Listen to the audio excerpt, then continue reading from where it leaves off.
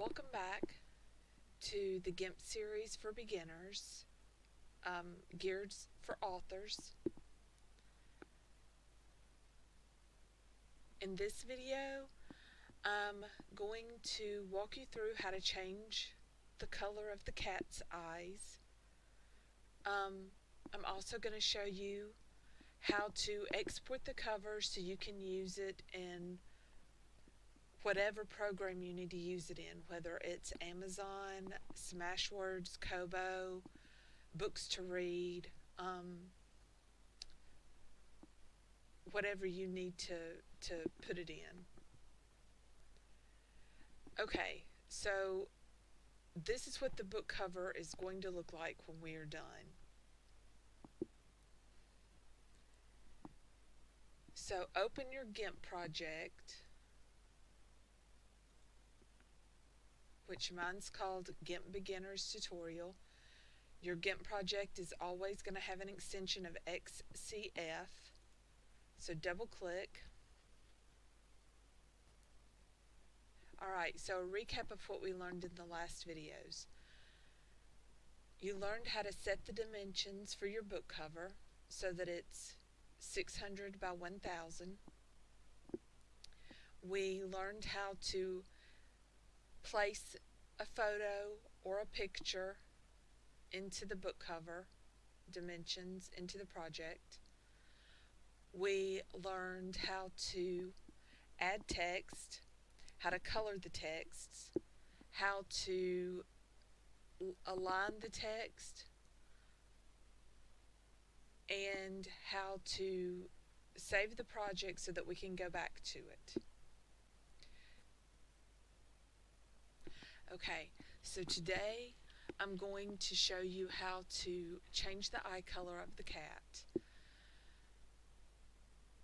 The way I'm going to show you how to do this is the way I did it when I was first learning GIMP. I didn't know any better.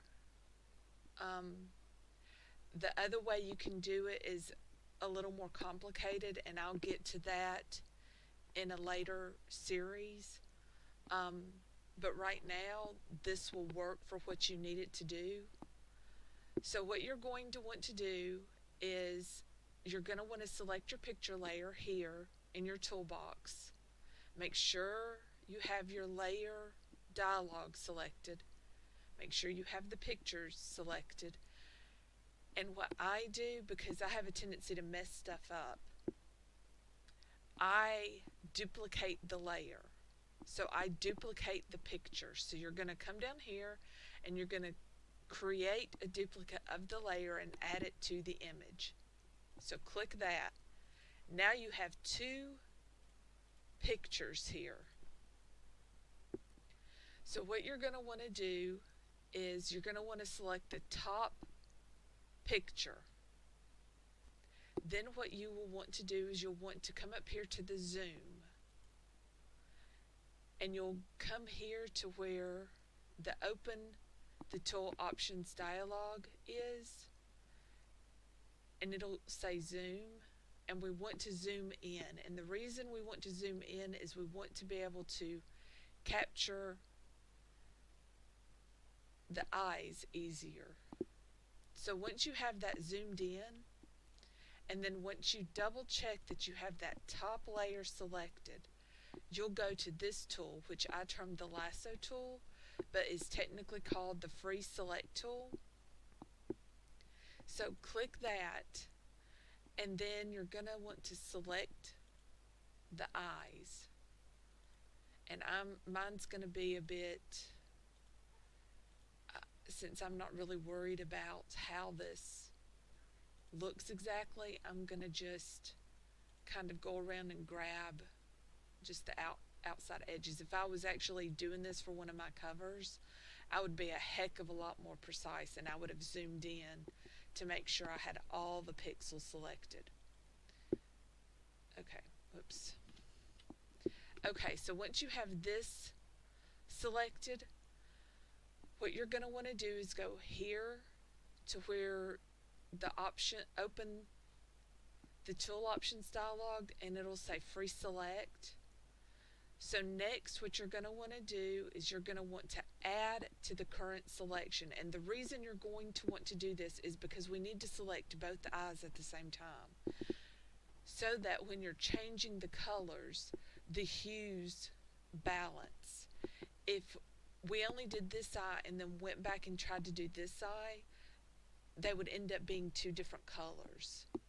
So make sure that this is selected where it says add to the current selection.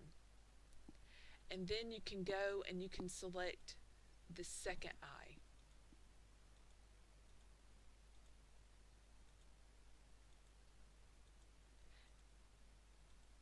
And then once you have that done, again, it's kind of down and dirty, you can zoom out so that you can get the overall effect of what the colors will be. So zoom out, and then what you'll do is you'll come to the layer and you want to make sure to choose that top layer. The reason I'm saying this is if you select this bottom layer and change the color of the eyes, you will not be able to see it. And you want to be able to see it. So select the top layer and then go colors and colorize. And see already the eyes are green. But let's say that you want, I don't know, a pink color.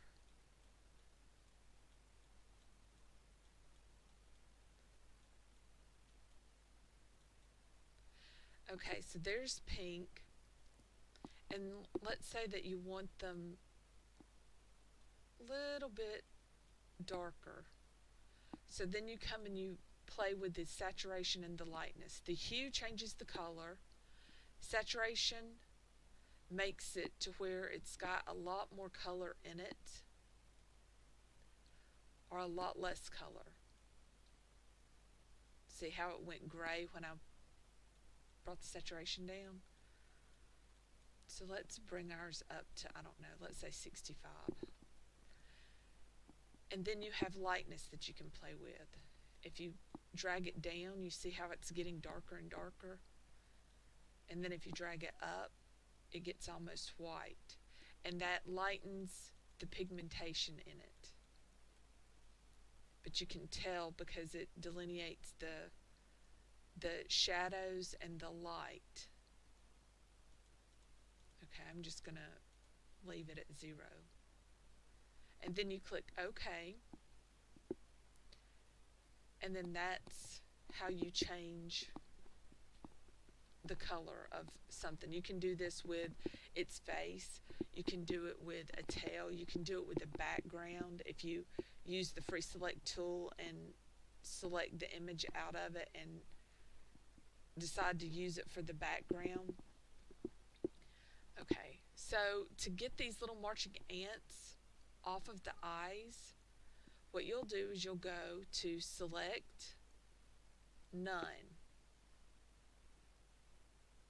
And there's the pink. I like the pink, it's pretty, but it's not what I would do. So what you may want to do, if you want to keep the pink just so that you can kind of go back and forth with it, next to that layer there's an eyeball here. Click it and you hide that image. So now you have the bottom image as being the one that's shown. Okay, so that's how you change the color. So now I'm going to walk you through how to export the cover so that you can use it. The way to do this is you go File, Export As. And I'm going to call this Loving Familiar Book Cover Amazon. Okay. Now, I usually select the end of this as a JPEG when I do the book covers. One, because it isn't as dense, I guess, or it doesn't take up as much room. The size isn't as big as it would be in a ping. The second thing is, Amazon mostly does, I think it's a TIFF file and a JPEG. So you're going to want to, on the extension, you're going to want to do .jpg instead of a ping. And I'll explain why you need to know about a ping in a later video. But right now, don't worry about it. Just know that you need a JPEG. Okay, so once you have that, and you have the JPEG, and you have your file selected where you want the book cover to go, then you click Export, and this pops up.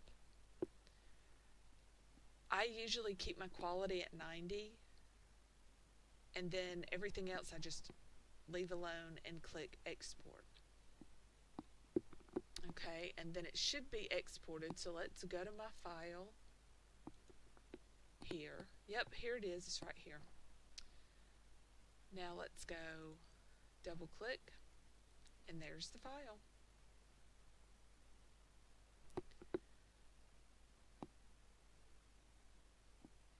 So that's how you can do a basic book cover. In the next series, I'll get kind of more into some of the cool tricks you can use, like outlining the font, or uploading different fonts that maybe you have purchased from Mighty Deals or wherever some of the other fonts are sold. I'll walk you through how to upload those so that they load over into GIMP. I hope this series has helped you familiarize yourself with GIMP, and if you have any questions, please feel free to contact me.